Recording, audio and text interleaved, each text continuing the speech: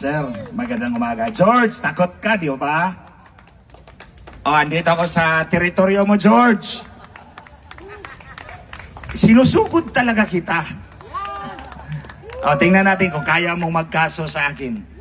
Tandaan ninyo, mga kababayan, 2-3 araw mula nang nagsalita si Atty. Respicio tungkol sa daya ni George Garcia, kinasuhan agad siya.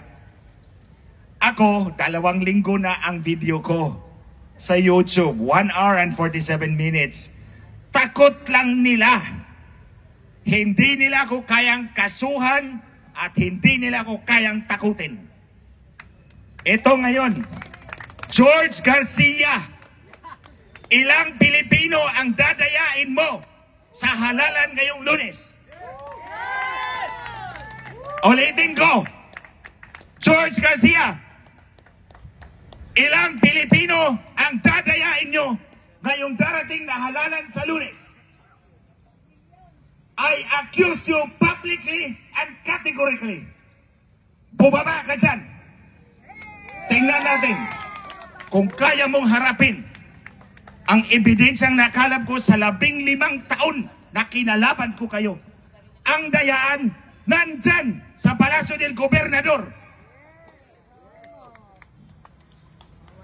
At ito, mga kababayan, bago to. Kagabi lang to tinawag sa akin. George, makinig ka!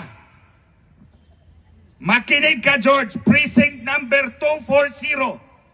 Barangay Santo Niño, Butuan City. Kahapon, nag-testing and sealing ng mga makina sa Butuan City. Ulitin ko, George. Precinct number 250, Barangay Santo Niño, Butuan City. Test ballot number 9. Ang binoto ng watcher ay si Ching Plaza plus 8 konsihal.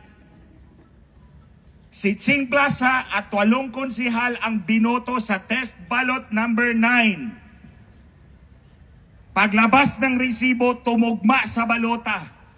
Pero, nung tiningnan nila ang election return sa screen, ang lumabas ay si Lau Fortun at 12 konsihal. Ayan, George! Imbestigahan mo yan! Ulitin ko, test